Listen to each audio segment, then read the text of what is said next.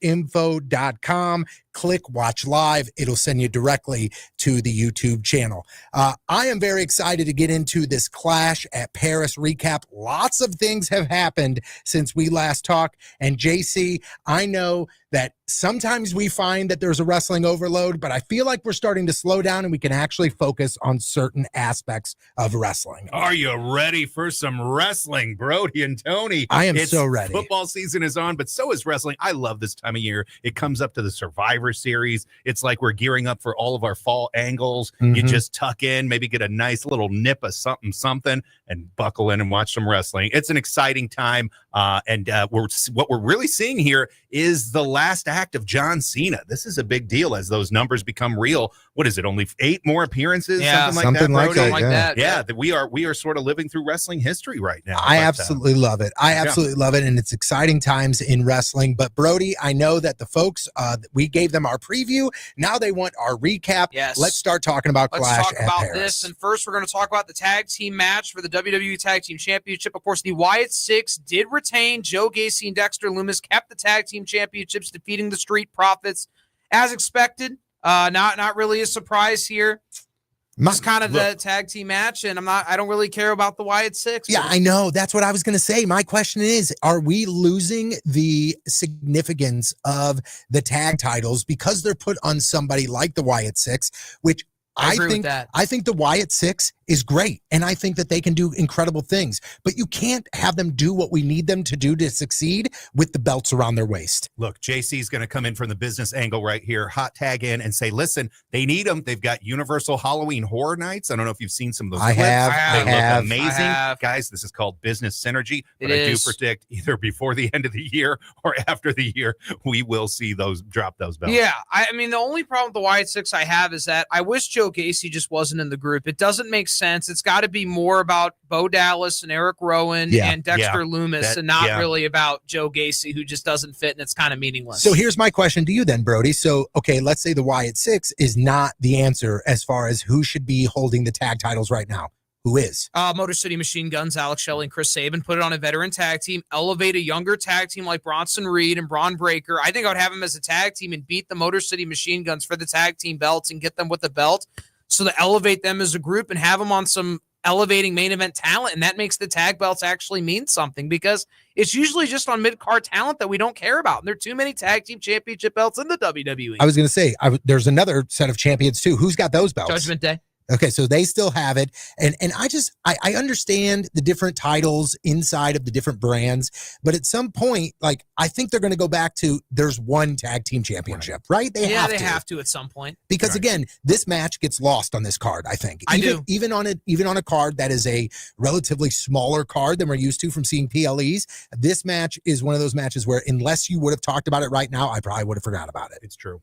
It's true. And we got our opening match here. Roman Reigns defeated Bronson Reed. And listen, everybody on the panel agreed Bronson Reed not the right guy to beat Roman Reigns. Roman Reigns probably wasn't going to have he wasn't probably going to put Bronson Reed over. I thought it was the right result. Roman Reigns won. France was so glad to see Roman. It was nice to see him. About that PLE without talking about just how hot, sacre bleu, the French crowd was. Can we just stay there forever and not come back to the USA? Yeah, right. Brody, you talk about a reaction. My gosh, they treated this guy like, Undertaker circa I know. 2012. This was unbelievable. He is Undertaker circa 2012, though. He really, and should be. And that's what it should be. And we saw a post-match beatdown that seems to take Roman off the board for a little bit. Would you say, Brody? Yes, it would. I think it was a nice beatdown. I think they barred him from ringside in a fatal four-way, but then they kind of came out, so it made it meaningless. We'll talk about that later on in the show. But Great visual, right? Roman is in the straps. He's in the gurney. Yes. And Bronson Reed is tsunamiing him. I thought that was a great visual. Yes, it was a great visual and allows it to be told down the line as it continues. So we're going to talk a lot more about the vision, but the next, we had 2 very disappointing matches on the show. Obviously, we knew one of them was going to be disappointing, and then the other one unexpectedly disappointing. The first disappointing match we expected it to be. Becky Lynch did retain the WWE Women's Intercontinental Championship, defeating Nikki Bella. Terrible match, worst match on the show by far. However, Lynch kept the belt because we know later on there's a reason now. It makes sense. It comes together in full circle. But this match, as expected, was disappointing. Nothing short. why. I mean, did you see the spot where basically Becky She drop Lynch, kicked nobody. Yeah, yes. Oh, how about the test with where the, she yeah? bashing her head and Nikki I Bella don't wasn't think even she was touching her. ready for that. She had not been in the ring, Nikki Bella, for Oh. years, and that And was then- not a good idea to and put her in then- singles. We fast forward to and Wade Barrett is making comments post show, and he said, basically he was being honest, saying that Nikki Bella was there to prove herself and didn't prove herself. Do you know And Wade maybe- Barrett? that We're going what to talk about happened? Wade Barrett in a second Yeah, because no, he's off what the happened? commentary. This is what I read today. Well, okay, Brody. So walk us through it. Do you know what his comments were? I do, and the result is that Wade Barrett apparently is off of WWE commentary for Raw and What? SmackDown. But he has already since come out and tweeted, and I saw this afternoon. Okay. He said that now I don't know if this is damage control, and we know that this has been played like that Okay. That's before. a different tactic. But he said that he personally asked for this time off. And Right. then he's taking this time off for a couple weeks, coming back, and business as usual. That's what he says. Why would WWE Now- make an announcement like this, like he's I don't- off the team? I know. It felt very weird. And so Wade Barrett, very critical of Nikki Bella and returning back and saying that, Becky Lynch would, Nikki Bella said something about how she had to want it. And Wade Barrett basically said, you didn't show that you wanted it by coming out there. Now, again, Wade Barrett is a heel announcer. Yes. So he's Right. going to say those types of things. course. But the WWE took it as him, or not the WWE fans took it as him going, oh, she's not cut out for this anymore. She came back too soon, and took it as a personal attack. And then this announcement. So people are going to speculate and say, is this something that he has personally planned, or is this WWE going, take some time off? Speaking of the other company, AEW, Bryan Danielson is going to be added on Wednesday Night Dynamites. Going forward, he's going to be part of the commentary team. The less we can hear of Excalibur, the better. I am so glad that Bryan Danielson has been added to the commentary team. This is great. Love hearing from Danielson. Less of Excalibur. I'm all for it. Well, this brings up a question. Who is some of your favorite announcers? Who currently? Because I got to tell you, sometimes Wade Barrett's thing, he's always I love Wade kind of Barrett. grating on me. Give me Corey Graves. I like love Kevin Kevin Graves. Kelly. I think I Kevin love Kelly Kevin makes Kelly. it Kevin sound- Kelly's my favorite wrestling I do announcer too. in the sport. And I Yeah. love Taz. Taz is the best announcer in AEW besides Jim Ross. Okay, so Tony. here's a very, I think polarizing take. What are your thoughts on Booker T at the desk? Oh, I Annoying. think Booker T gets too much heat, and I Horribly. think that heat should be more given to Excalibur than Booker T does. I think that Booker T is very, very good. I think Booker T gets caught in traps, though. And those traps are, as soon as something starts trending on social media or somebody says something, he just latches onto it and hits repeat. Look, you've got to make it about the performers. And when you Yes. make the show about you, that to me is the sign of a bad announcer. And when I start, I'm not wrapped up in the match, and instead I'm listening to just grating heel commentary. I think Corey Graves, Michael Cole, honestly, I've never really got into, but What's your McAfee He's the take? voice of WWE. You know, love it- McAfee. Actually, I love like McAfee. McAfee. I do too. I like his energy. I think it's great. But back to the pay-per-view. This is the most disappointing match on the show by far.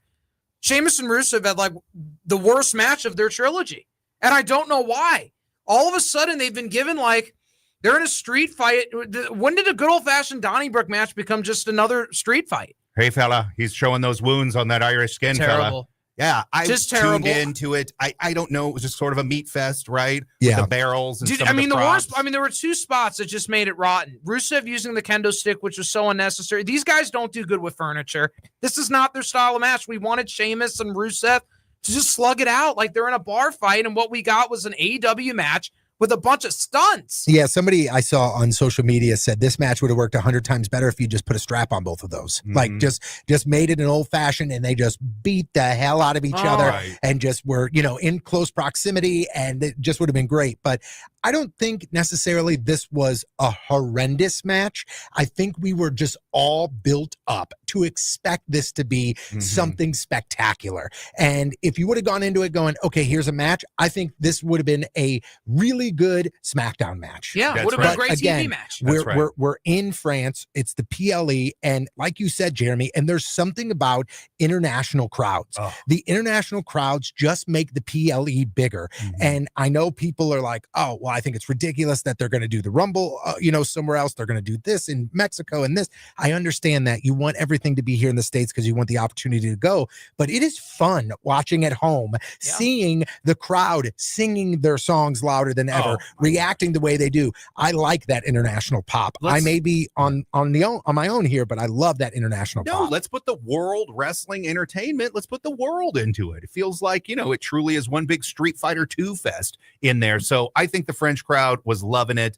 Don't disagree with some of the props. The use of the barrels and things was kind of fun, but I get it. You can't have it all. It's just it's a smorgasbord for those. It was just silliness and phony and not really. It did not complement to their wrestlers' strengths at all here. It was just very disappointing. Well, on the other side of that. Oh, all right, go ahead, Jim. Yeah, no, I'm saying on the other side. No. This match saved the PLE. Yeah. This match that we're going to talk about here, Logan Paul and John Cena, was actually the match that saved the PLE. Best Cena match of 2025. Yep. That's my take. Best Cena match of 2025. Can you believe this? I love this match. Can you believe this? Exactly 10 years right. ago, would those words have ever come out of anyone's mouth? Logan Paul versus John Cena. I love this match. Is the best match on the PLE. An actual wrestling match. John Cena knows how to give you an actual wrestling match, which we don't have anymore. John Cena gave you a legitimate wrestling match. Like I said, it was all the classics. It achieved what it needed to achieve. And so did the Rusev match. Rusev won, as I should have stated. Rusev won the match. It achieved what it needed to achieve. Just don't like the way they got there. But this match with Cena beating Logan Paul achieved everything it needed to achieve. It was phenomenal. The French crowd was really into this match. It was the match of the night. It saved the PLE. Best John Cena match of 2025. Great heel attitude on Logan Paul. This was a phenomenal contest between these two competitors. Yeah, even though Logan Paul lost the match, he sort of won people's hearts by showing that he could go toe-to-toe with a Hall of Famer. I agree with you. And I think it definitely did a lot for both of the wrestlers. This is one of those matches where wins and losses, like you always say, Brody, wins and losses matter. I think in this match, it doesn't. I think that this did a great deal for Logan Paul. Now, one thing that I love, and if you guys have any comments on any of these matches, not only in the YouTube chat can you pop in, but also 855-282-8255 is the phone number. But I like that John Cena came out and said, somebody asked him, you did the Styles Clash. Like, what was that all about? And he said he's running out of time. He doesn't have the time to wrestle all of the people that have been influential in his career. Right. So he is going to honor them by doing some of their moves in the ring. Well, and that is fascinating to me. And I think that shows exactly who John Cena is as a wrestler. And that shows how John Cena is from the business side of things, giving homage to the guys that put him where he is today. And we saw a little bit of that on Sami Zayn's match on SmackDown, which we'll get into. But keep going, Brody. Finish off this the main event, Paris. Fatal 4-Way match. Again, lazy booking, repetitive. We've seen a Fatal 4-Way match. And really, we didn't need Jey Uso and LA Knight in the match at all. That's my first thought of it. Why are they in the match? It wasn't about them. It was pointless why they were both in the match. Completely muddied it up. Don't like the fact that Punk was pinned. But the one thing that made this match tolerable is that Becky Lynch comes out. She was the ninja, came out, low-blowed. CM Punk, quote-unquote, cost him the match, but Punk took the fall, which kind of defeated it. And then Rollins, we knew was going to retain. But now we know Becky Lynch is officially in the Vision. That's great. It's real. Becky Lynch and Seth Rollins are married. They have a child together. This is real. I love when wrestling gets real because it's real. You can buy into it. It's legitimate. It's credible. This made it more credible. Love the fact that Becky Lynch is in the Vision. And I love the segment. The best segment of the week on Raw was CM Punk and Becky Lynch. That was probably the best segment on Raw that I've seen in months. Great promo exchange. Great job getting heat by Lynch, paintbrushing Punk like that. Made the SmackDown. I love that. I just hate the brand separation. I love that the stories continue on SmackDown. Separation. There isn't really one because on SmackDown it continues, and of course the return of AJ Lee and just this whole story, how it's played out. It just made it all worth it. Great way to wrap up Clash in Paris. Don't like that Punk took the pin. LA Knight and Jey Uso kind of pointless in the match and just made it no DQ for the sake of making it no DQ. Hold on, Tony. I'm going to wrestle Brody here. This is actually the kind of booking, right? You've got Seth Rollins coming off one of the biggest swerves of the year. What do? He must pay for it with all of his rivals put into one match, right? This is the thing where how can he survive all four of these folks, make it a fatal four-way? I'm not saying it's the most genius thing, but coming off what heels aren't SummerSlam, underdogs, Jeremy. I think this was good in that he should face all of those people had legitimate beef with him, and given everything else, that's the way to probably pack them all in. What would you have done different? What has the beef have been with Jey Uso? What is the beef at all been with Jey Uso? He wants the world title back. Okay. He's been world champion for since WrestleMania. That's I know Jey Uso's got title. beef with LA Gunther. Knight He doesn't have it. LA Knight pinned Seth Rollins on Saturday night's main event. Every one of them have legitimate beef. I'm just saying. Here's what would have made it better. LA Knight's a tweener, like you said, on the verge of heel tweener. Punk's babyface, Rollins is heel. The heel's never the underdog. That's not psychologically how you should think about wrestling. Well, the heel is never the underdog. You know, and I know watching this stuff for years that once a person wins that title, that first offense is kind of a throwaway. Sure. So I didn't mind something, and you're getting this deeper and deeper feud with him and CM Punk that now has involved family, which we'll get into. What would have been fine is, and I'll get to you in a second, Tony. What would have been fine is Rollins pins LA Knight. Punk doesn't get pinned. Punk goes out there and says, okay, you maybe pinned me when I was down after a long match, but you still haven't pinned me. I have a gripe with you.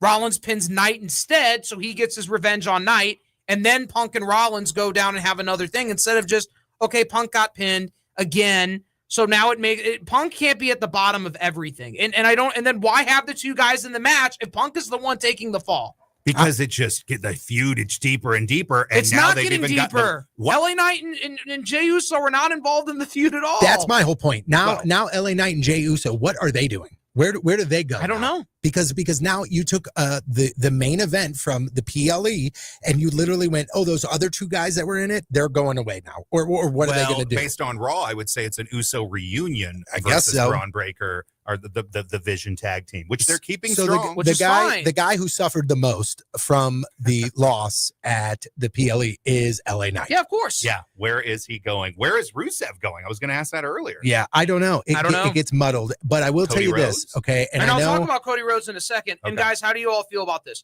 Cody Rhodes is not in any of the major feuds right now, and he's been absent. And why is our WWE World Heavyweight Champion absent? Because he had a baby. He just had a kid. Okay, that's fair, but I'm just saying that's a shoot, brother.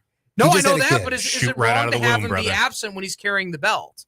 I don't disagree. And with no feud. And with no feud. That's not true. No Drew McIntyre. Okay. Well, they've kind of dropped the ball on that. I was going to say, he dropped his head on that in the table. That's why he left.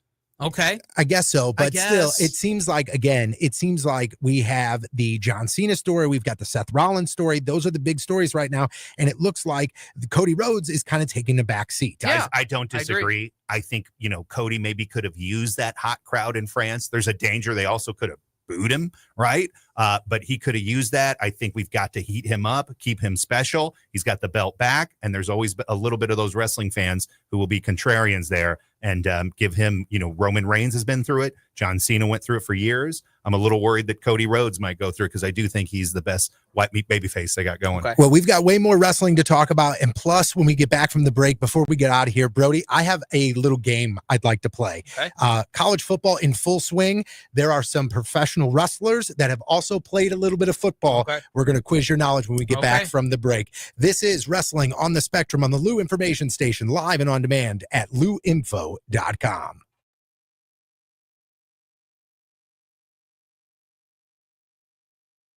Sports Bar and Grill. From mouth-watering wraps to loaded quesadillas to bold, flavor-packed sandwiches, Hot Shots has something fresh every single day, along with your favorite wings, burgers, and pizza that you know and love. And don't sleep on those Hot Shots tacos. Plus, if you gotta be in and out quick for lunch, Hot Shots has you covered every day starting at 11 a.m. Find your nearest Hot Shots Sports Bar and Grill now at hotshotsnet.com. That's hotshotsnet.com. Is your brand stuck on the sidelines? Tired of feeling like your marketing budget is just warming the bench? Well, then it's time to get in the game with Eyesight Media. We don't just put your brand near the action, we put you in the action. Imagine this, your company front and center, showcased in NCAA and pro stadiums and arenas nationwide. If you're ready to elevate your brand to MVP status, don't miss this shot. Visit eyesightmediagroup.com today to apply for an in-arena partnership. That's eyesightmediagroup.com. All aboard! There's a new way to travel, and it's one of the oldest forms of transportation. Travel by train. Yes, consider traveling around the United States on Amtrak. Traveling by train is a lot less of a headache than taking a plane, and you'd be surprised how many places you can go on an Amtrak, and there's no passports or IDs needed. Find out how to get where you're going as soon as tomorrow by train. Call the Amtrak Travel Hotline right now. We'll book your trip and email your tickets within minutes. Skip the drive to the airport and skip the lines. Call right now to book your Amtrak reservations. We service most of the United States. All aboard! Do something new. Travel by Amtrak today. 800-428-9517. 800-428-9517. 800-428-9517. That's 800-428-9517. You've been strong for everyone else, but let me ask you, who is strong for you? I am Jennifer Bardot, radio personality, author, and publisher, and the founder of Grit Association, which stands for Growth, Resilience, Intention, and Tenacity. What is Grit? Grit is a movement, a sisterhood, a space where ambitious women grow, lead, and thrive. This isn't just leadership. This is transformation. Grit is your circle of fire, where comfort zones get shattered, where stories become power, and the next level becomes your new normal. From our 7 international anthologies that elevate women's voices to my radio show, Elevate and Lead, on the Lou Information Station, everything we do is about your rising, your voice, your power, your people. Are you ready? Join Grit. For more information, visit mygritcommunity.com. That's mygritcommunity.com. Hey everyone, Cam Jansen here to tell you about the experts at Fast Signs in Earth City. Fast Signs can handle any and all of your business visibility needs, from traditional signs and graphics to digital to core graphics and anything in between. Fast Signs in Earth City has you covered. The station uses them, the Blues use them, and you will love the work they do. Call 314-344-4400 for your custom signage needs today. That's Fast Signs in Earth City, 314-344-4400. In remembrance of September 11th, we salute and honor our first responders. This message from the Tower Pub, serving St. Louis with quality and pride. For a great time with great people, bring your friends to the Tower Pub, located at 3234 Morgan Ford Road. Try $3 Industry Night Mondays or $2 off Ladies Night Wednesdays. Like them on Facebook. With football season back, stop by Saturdays for college games and Sundays for the NFL Sunday Ticket. Call 314-771-7979. That's the Tower Pub of St. Louis. It's still real to me, damn it!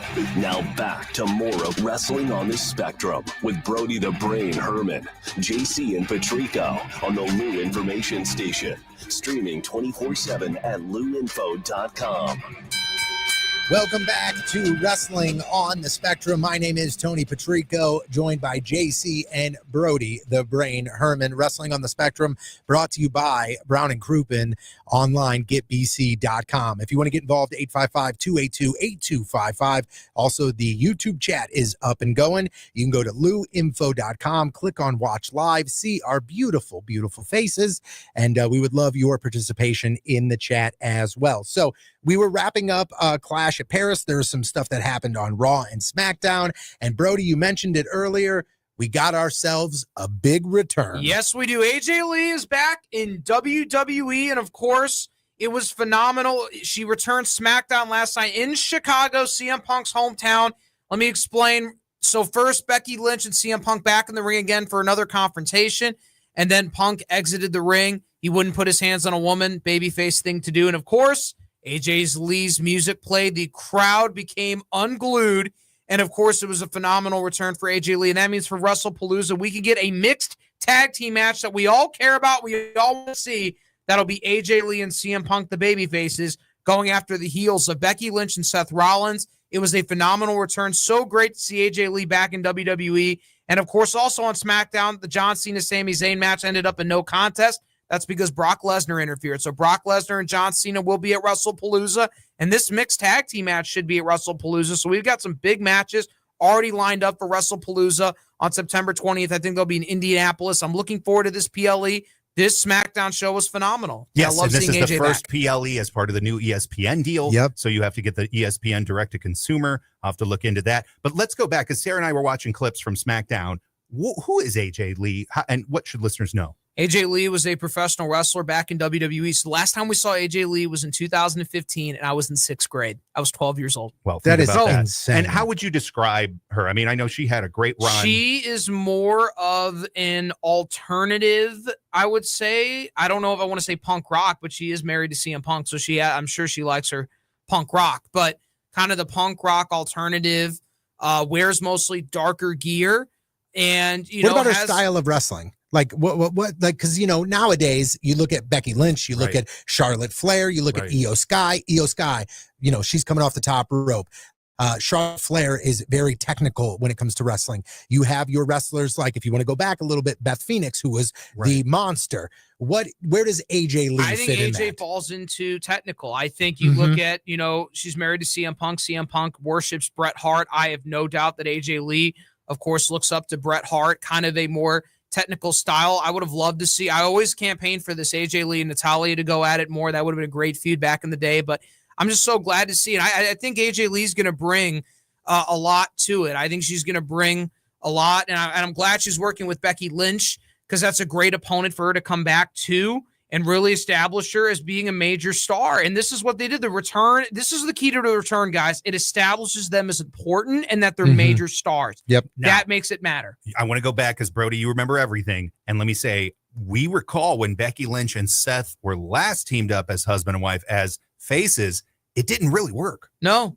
But it does now. It does now. I think it definitely works flavor now. because you naturally sort of, what is it about wrestling when the real couples come out? They sort of want to, the fans just want to crap on it a little bit too because it's a little bit smug. But at the same time, like I look at this and I saw some people hating on the fact that Becky Lynch is now in the Vision. But in my mind, I look at this and I go, now that we're in the reality era of wrestling, it is hard for me to go, yes, Becky Lynch is wrestling in the WWE. Seth Rollins is wrestling in the WWE, but they're not doing anything together. That's silly. This is natural. This should happen naturally. You need somebody accompanying Seth Rollins to the ring. That's not Paul Heyman because Paul Heyman's not getting any younger. God bless him. Right. You need somebody to accompany Seth Rollins to the ring, and Becky Lynch makes it real. It makes it make sense, particularly for heels. It's not new for wrestlers to have their wives accompanying them to the ring. Ricky Steamboat, when he had Bonnie, accompanied him to the ring. It's not new. It's a time-old tradition. But my question is this: is this a one-time thing for AJ Lee, or is AJ Lee back in the women's division? I think she's going to have a great feud for Roxanne Perez. I'm looking forward to Roxanne Perez and AJ Lee really going after it. I think AJ Lee's going to be back for the long term.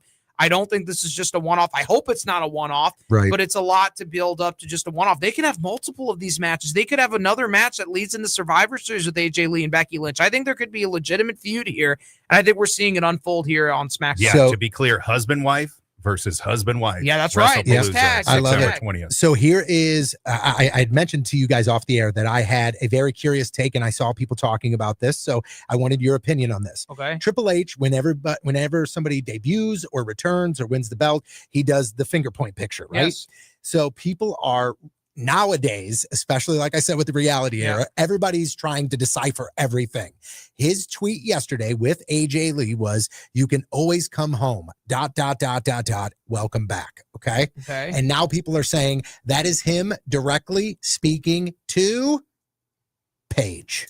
Okay. Because people are saying that there are rumors that are coming out from all of these sources, Sean Ross Sapp, WrestleOps, all these, online wrestle sheets now. They're all saying that the rumors coming from WrestlePalooza is that there's going to be more major returns. Okay. And people are saying that the women's division is specifically being talked about. Okay. And now that's why people are bringing up the name Paige. Do you foresee in the next month, year, 6 months, whatever it may be, Paige returning to a WWE Anything is ring? possible. That's one of AJ Lee's biggest rivals. Probably her biggest rival was Paige. And that's what they're saying. Yeah. Interesting. I think it's very Royal interesting, Rumble, man. Could be before then, but why wouldn't somebody want to go to the WWE? I don't know how much money they're making versus, but they are certainly they're making money hand over incredible fist in reach WWE. right now. I mean, how much money are they making with this ESPN deal? And I know AEW is trying to do it with HBO too. What's the AEW HBO thing that's happening? Yes, so from now on during HBO Max, if you're a subscriber, you can get AEW pay-per-views at a discounted price, $39.95. That'll include Wrestle Dream right here in St. Louis in October next month. But before that, we've got a stop in Canada for All Out. Yeah, All Out. Some of the matches have already been booked. We're not going to give our predictions here. You're going to have to listen to another episode because a lot can change. We know on wrestling television, but this is the thing I was talking about with Conrad. they have matches booked. One with FTR and Adam Copeland and Christian Cage, and one with the Hurt Syndicate and Bobby Lashley, Shelton Benjamin, MVP versus Ricochet and Bishop Khan and Toa Leona in a trios match. By the way, why is the tag team champions not involved in either of these matches? That makes no sense that you just put the belts on Brodito. Yet. I mean, is there a possibility that they can you know add what this? they'll do is they're going to make it a three-way between FTR, Christian Cage, and Adam Copeland or Brodito, or Brodito loses the belts to FTR on television for some reason. I don't know. It's so distorted that we can't give our predictions now because more is happening, but it's just the state of the AEW tag team division, and they already have a third match book. Mercedes Moné versus Rio. By the way, Mercedes Moné is going to win that match. I can just tell you that flat out here. I thought you said no predictions. Here we How go. many- I'm just telling you because at this point, if we're even going to bring it up, we're going to just have to. It's not even really a match of any note. It's just Mercedes Moné is going to get a win on pay-per-view. Okay, I have a question about Mercedes Moné. Sure. And her whole MO, her whole thing right now is that she's the belt collector and she's got all these belts, right? Yep. So does she, when they go, okay, enough is enough here, is she going to have to go to all these individual promotions and lose the title one by one by one by one? Or is she just going to vacate them because they're going to play it off as an injury? Because that's silly, right? I mean, like, she's going to have to do basically a world tour to lose all these belts that she has collected. Which could be a great angle, right? You're seeing them visibly disappear, and perhaps a rival is messing with her and ruining those chances. Wild. I think, listen, I think that'd be the right thing to do for the business. Decent writing to get there, but now I'm trying to see how do you get out of it? And I think so that's true. that's a problem that we see a little bit in WWE, but we do see that a lot in AEW, that the writing is strong to get there, but it's once we get there, where do we go it just now? fizzles out, just like WCW back in the day, and that's another wrestling promotion that had their shows on Turner Broadcasting. So let's be clear for listeners. What day is WrestlePalooza? WrestlePalooza is September 20th, and so is All Out, but I believe they are Absolutely. moving it up, right? They're moving it up. We are in the middle of a wrestle war, folks, between AEW, between WWE. 2 o'clock Central Time. Yes, they moved the time up. Does that's going to be a wrestling Saturday. Does that make one promotion look weak for moving it, or are they moving it? Of course going, it does. But It makes it look AEW look AAA. But you say that. But if they run at the same time as WWE, they lose on They that money. automatically lose. Hey, let's not forget AEW All In, the big show in Texas. I think that hurt Saturday night's main event. I think it went the other way a little bit. They I think it overestimate, and that's why Saturday night main events are now going to be on Peacock moving forward. Exactly. Well, I don't think it'll hurt. I'm glad to see them move it up, and I don't think it'll hurt. WrestlePalooza, because WrestlePalooza, I think, has got bigger matches on it than Saturday night's main event did. People treat PLEs more. They're almost different audiences, folks. It would be so hard to get some of my, AEW. How do you describe it? It's like, okay, this is the elite. These are the work rate. WWE is the big show. It's the spectacle, right? It's the mainstream. It's where you get the YouTubers and things. I think the big winner in all of this are viewers, because you have such great Absolutely. choices. Let's not forget the dark ages when there's only one, or you mentioned WCW via 2000 and such. There were some tough times, gang. Oh, we're in golly. such a better place, now that the booking is better all around. So, touchdown to that. So here's my question, okay? Sure. And I know this is kind of going back a little bit, but I think this is a very important thing, Valid. okay? John Cena and Brock Lesnar looks like, that's a match that's going to happen at WrestlePalooza. WrestlePalooza. So my question is this, okay? Brock Lesnar comes in, he wrestles John Cena. We know John Cena's on his way out. Is this, I mentioned this with AJ, is this a one and done thing for Brock Lesnar? No. He's going to feud with the Vision. Now you have Brock Lesnar back. Now you have him put over Braun Breaker in the Vision at WrestleMania. You just build it up. You have an automatic feud with Heyman. It's built in. It's concrete and stone. Brock Lesnar versus Braun you Breaker have Brock at Lesnar beat Bronson WrestleMania. Reed at Brody's the Royal calling Rumble. it big, bold prediction. Yeah. baby. That's a big, bold prediction, because I think, and again, I don't know what's going on backstage. I know we know people that are in the know with some folks, Sure. so we'll probably hear eventually, but I don't know what the conversation is going on with Brock Lesnar right now. If they come and they go, hey, John's on his way out, you're one of his, all-time rivals. We want you to come in and send him off so we can put this match together. I don't know if that's the conversation, or it's, hey, we want to bring you back. The perfect way to bring you back is versus Cena. Yeah. And then we have these plans for you. Of course. It would not surprise me if it played out to where Lesnar came out, did the job for Cena or beat Cena. They shake hands, they embrace, and then Brock Lesnar goes away until maybe Rumble when he comes back, and then maybe Rollins still has the belt, and there is at least your connection. I think to there's where a connection there, but I don't think Brock fights for the belt at Mania. Instead, I think what they should do is Brock beats Bronson Reed at the Rumble, and then he goes against Braun Breaker at WrestleMania, and then he puts Braun Breaker over at WrestleMania. Interesting. So a pseudo face turn and things. So I remember when Brock Lesnar tried out for the NFL. Didn't he? Yeah, for the Minnesota Vikings. Interesting. Well, that leads us into football season. Tony, you got I love this game here to try to beat the brain. I love this. Okay, so I think this is the best way for us to do this, Brody. Okay. I am going to give you some of, I would say, a little bit of a background of a professional wrestler, where they went to school, if they played a little bit professionally, and you just have to tell me who that wrestler was. Now, Jeremy, I think where I want JC to jump in here would be, if Brody, you stumble a little bit, he's going to give you some wrestler clues. Okay. All right. So we'll start a little bit easy here. This current WWE wrestler played defensive tackle at Georgia Tech. Roman Reigns. And there it is. Okay. Hey, JC, ring the bell whenever he gets one right. Okay. There's a bell right in front of you there. How about this? This not active wrestler played defensive tackle at the University of Georgia and was later drafted. Okay. Move on. All right. Just saying. My favorite is it's not just the for sure answer. It's the for sure move on. We got this. Next one. We got this. Okay. A college football Hall of Fame inductee. He was a standout defensive lineman Simmons. for the Florida State University. The brain. Okay. Folks. How about this? He played fullback at Kennesaw State University and had Braun Breaker. Yeah, there it is. Yep. And by the way, if you have not seen any of Braun Breaker's clips from when he played at Kennesaw State, watch him. He is one of those guys where if you needed him for 15 seconds, he's got you. No matter what, he will run through a brick wall. He can't do it very long, but if you need him for that 15-second burst, it's unbelievable to watch him power down that field. Here we go. This is a real good one. This one might be a trip up here. He was an All-American offensive lineman at the University of Colorado. Vader, done. Okay, move on. He played college football at Southern Methodist University. Fritz Von Erich. No, he was drafted by the Atlanta Falcons before a knee injury ended his career. SMU? This is he is an older wrestler, probably popular in the 80s, 90s. That's a deep cut. You might be, and by the way, you may be correct on doubling down. That's not who I'm talking about. Well, that's not who you're talking about, but Fritz Von Erich played college football at SMU. Fair enough. He was as tough as a 2x4. Yep. Hey-o. Jim Duggan. Yep, Jim Duggan. He played defensive tackle for the University of Iowa. Big E. Big E is correct.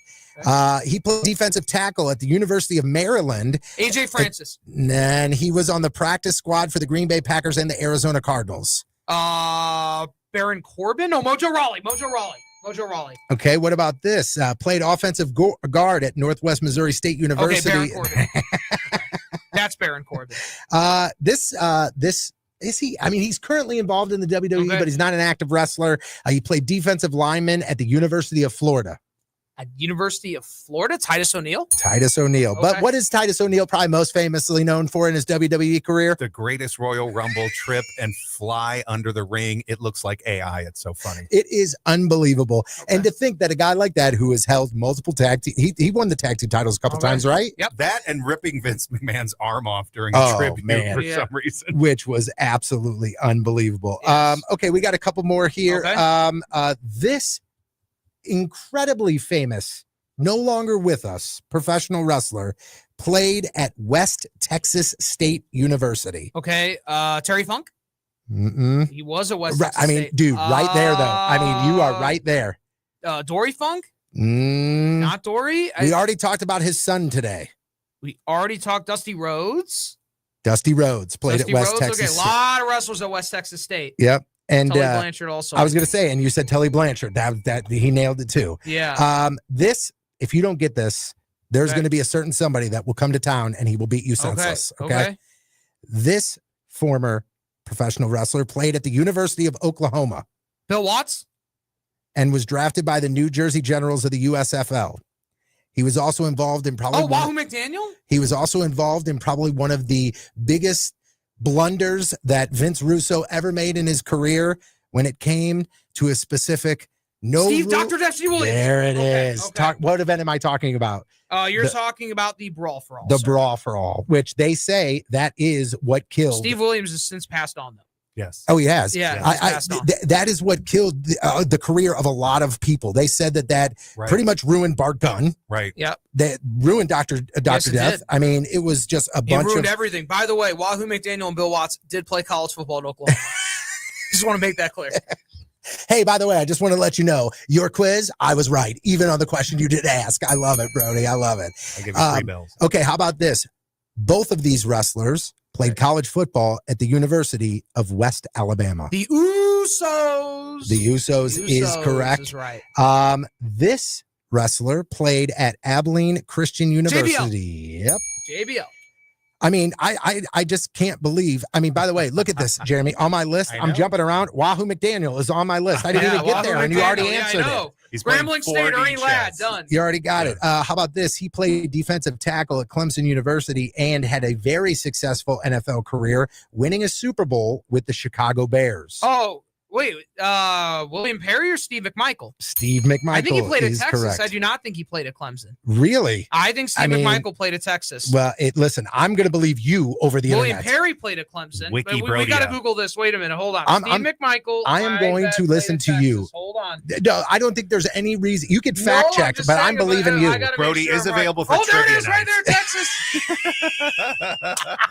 If your local trivia night for your school includes categories such as wrestlers who played football, have I got the ringer for you?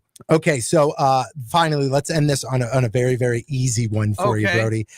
He was a defensive lineman at the University of Miami, where he was also a member of their national by the way, even though Lex championship Luger would also team. be correct. And that was another one that we definitely did by the skip. way, both are correct. And which is absolutely incredible. Now, Brody, here's my question for you, okay? And I think there is a lot of rivalry when it comes to college football. Like, for example, as we speak right now, Mizzou and Kansas tied in the border war game, okay? Sure. So who do you think, in your mind, is the greatest rivalry that has taken place inside of the squared circle? Inside the squared circle. Yep. I want to know Brody's favorite rivalries. And it could be of old days. It can be recent. I mean, give me some of your favorite rivals and why. I would say Rock and Austin was a huge box office attraction rivalry. I would say from my childhood, it would be Randy Orton, John Cena. Also Brock Lesnar, John Cena. I would also say that Roman Reigns and Brock Lesnar is greatly underrated. I would say that Bruno Sammartino and Gorilla Monsoon is a great rivalry for those back in the 60s. I would also say that if we look at Hulk Hogan's greatest rival, Randy Savage, considering that they're both fighting for top spot, that was a very good rivalry. I would say you're right, Steamboat and Flair. I would say Flair and Sting, Ric Flair and Sting. I would say Steamboat and Sting are his two biggest rivals. Right. I would say that when it comes to NWO versus WCW, faction versus promotion. Yeah, see, and that's one that I always love, and I always forget when people talk about rivalries. Like, that's for sure a rivalry, especially NWO when it was the Outsiders and Hulk. Like, that was a huge rivalry. Brett and Shawn, can't forget Brett and Shawn in the 90s. That defined WWE. I mean, and also you can think back to all the tag team rivalries as well. I mean, I know, like, especially when it comes to Edge and Christian, the Hardys and the Dudley Boys, that in itself, that trio could have a 17-hour documentary about the matches that they've had together. Von Erichs, Freebird. Yes, Von Erichs, and Freebirds, of course, Jerry Lawler and Joe LeDuc in Memphis. You can think about Whitey Caldwell and Ron White if you want to go really back in the Tennessee territories. I mean, there are rivals out of the wazoo in wrestling. It's what makes wrestling great. So what about current rivalries that are going on right now? What is your favorite storyline that is happening, whether it be WWE or it be AEW? What has got Brody on the hook the most to where you are most interested in bought in? It would be Rollins and Punk. I'm looking forward to this mixed tag. I've never been excited for a mixed tag in my life. This is probably the first time I'm legitimately paying to see a mixed tag team match between AJ Lee and CM Punk and Seth Rollins and Becky Lynch. This is excellent. Okay. Yeah, and I'm going to defend AEW here and say that Swerve Strickland and Hangman Page really literally made at the end of the day. Give me a break. Listen, this is a blood feud. He burned his house down. I don't know if you saw that. I did. Yes, but this, whether you like it or not, this came at a core time, and it sort of birthed. This has been going on for years. I call that there. Tony Khan's default button. Well, Like I'll let anytime, you say it to his face in October. I can't wait. I can't wait. Click. So, okay, I want to bring up, and this is something that I wanted to do. And this week, I just kind of went through Twitter. I went through all the social media, and I tried to find the silliest rumor or somebody trying to get something started. Okay. And here is the silliest one, but I want you to try and make it make sense. Okay, Brody? I can do that. They said that they just announced John Cena's last date. They announced it. It's going to be at Cap One Arena. It's December 13th or something like that, whenever that Saturday night main event is. The thing that I saw that made me laugh so hard was people are saying that the ultimate move is that John Cena is not really retiring. And this is not really his last match. Wouldn't that be and something? This is WWE trying to swerve everybody again. And they said something that they think would be incredible is if John Cena's last match at Saturday Night Main Event was for the title and he wins. Yep. And he wins. Now, that is, again, one of the silliest things that I've seen on social media. But is that something that you think you could say with 100% for sure is not going to happen? I can't. I don't know. Most wrestling retirements. Remember Ric Flair and Sting? We thought, well, we didn't think that was Ric Flair's last match, but who knows? Ric Flair doesn't think that's his last match. No, Ric right? Flair still thinks he has a match next weekend. Yes, he'll do it. By the way, Ric Flair and Dusty Rhodes. Dusty Rhodes is certainly a top. Yeah, Ryan in the chat. Ryan Bowman, frequent listener. Yes, Ric Flair and Dusty Rhodes is certainly up there for best rivalries of the 80s. Those Starrcade matches were phenomenal. The son of a plumber versus the guy who bought Rolexes and wore alligator shoes. And watch some of those promos, guys. I encourage our listeners and our viewers to watch the promos of Ric Flair ripping on Dusty Rhodes. It's quite the treat. Absolutely. And shout out to Cam Jansen invading, speaking of the NWO, invading the chat there. Shout out to the big boy, the big rig. Honk, honk. That's what I'm talking about, Cam Jansen. Baby. Do we all remember the wrestler in the 90s called the Goon? Right. Oh, yeah. Bill Irwin. Yeah, that is Cam Jansen. I'm pretty sure he watched that and he watched that and he went, oh, that's what I'm going to do on the ice. Get into hockey. 100%. I think he needs to get involved. Glory Pro Wrestling has shows coming up. Yes, September 21st at Second Shift Brewing. September 21st, Glory Pro. I believe what is bell time at 3:00. Get your tickets ahead of time. It will be outdoors, weather permitting. But Central State Sandwiches got some really good sandwiches. An upcoming episode on Three Lawyers Eating Sandwiches. Central State Sandwiches is going to be the main restaurant featured coming up on Three Lawyers. I think, is the Cam Jansen episode aired yet? If not, that one is coming up soon. A lot on Three Lawyers Eating Sandwiches from our great partners at Brown & Crouppen. The show is powered by Brown & Crouppen. They have some great content going on over there. I'm looking forward to seeing that come down the pike. Incredible. Yes, Absolutely incredible AEW stuff. Wrestle Dream is coming Saturday, October 18th to the Shavitz Arena. AEW is going to invade this town, and maybe we can sneak backstage and you can give Tony Khan all your booking notes. I would love it. I swear to God, I would do it right to his face. Hey, so Brody, before we get out of here, I know you said you're looking forward to that mixed tag match at WrestlePalooza. We still have some time before we get to WrestlePalooza. So what can we expect in the upcoming week when it comes to Raw, when it comes to SmackDown? We're going to see a lot of talking between Becky Lynch, Seth Rollins, CM Punk, and AJ Lee, and it's going to be entertaining as heck. Yeah. Do you think we'll see AJ Lee get this is going to sound bad, but to get physical before WrestlePalooza or no? She already got physical. I know. I'm saying more. She'll get more physical. I think. I think we're going to see hands thrown. I'm sure we're going to see a contract signing. I have no doubt they're going to do the bells and whistles. We're going to see a great Heyman promo. I'm looking forward to that. Who doesn't want to see more of Paul Heyman? Isn't he great? Is that the only two matches they've mentioned so far? Yes, you got to believe that mixed tag. They also have Io singles Sky match for the Women's Vacant Championship, Jeremy. You're right on Raw. Stephanie Vaquer versus Io Sky. And hopefully Stephanie Vaquer can win that belt. I think it'll be a short, 6-match type show, but I think it's going to be big, and we are at a new era. ESPN, it's never been a better time to be a wrestling fan. So give everybody the rundown. Again, I'm still kind of confused on this.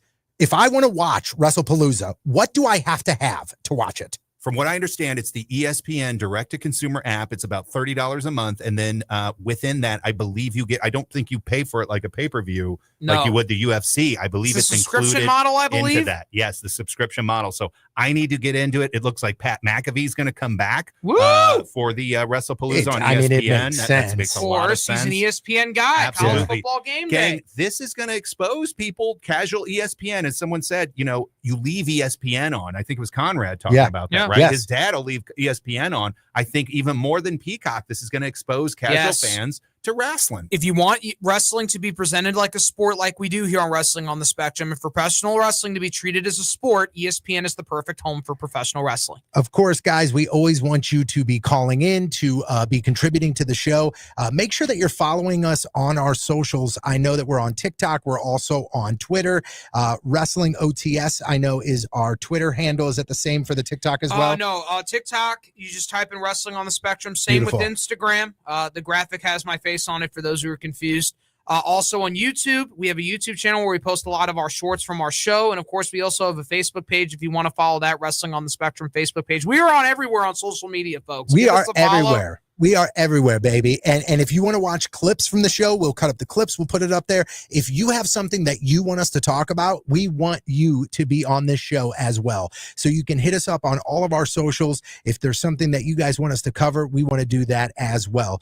Again, we appreciate you guys for tuning in to Wrestling on the Spectrum. We will be live next Saturday. Brody, anything else for the peoples? Tune in next Saturday. We got a lot more WWE and AEW coming down the pike. More matches are going to be scheduled for the upcoming shows. It is going to be great. We're going to preview it. We're going to talk about it here, all on Wrestling on the Spectrum. JC, anything else from you? Hey, let's beat the brain. That was a lot of fun, and looking forward to I'm going to be maybe out, but we may have some secret guests coming on and helping filling in. Huh? I like the tease. Secret guests. We'll be traveling. I'm going to new territory, work some new moves. Fantastic. I like that. And developmental there. Always get caught up with everything you missed on the podcast. You can check us out everywhere that you stream all major podcast platforms as well. And don't forget, you can get caught up on the website. For Brody the Brain Herman, for JC, my name is Tony Patrico. Thank you for listening on the Lou Information Station, live and on demand at louinfo.com. Hot Take Central 2.0. Now, as you sports fans know, it's really getting out of hand, man. It's going way out of control. With Cam Jansen. I'm going to lead you down the path that rocks. And Jimmy the Cat Hayes. You're a legend in the city, moving by day instead of night. Weekday mornings from 8 to 10. hell yeah. Only on the Lou Information Station. Streaming 24/7 at louinfo.com. Hot Take Central 2.0. This whole situation is getting out of control.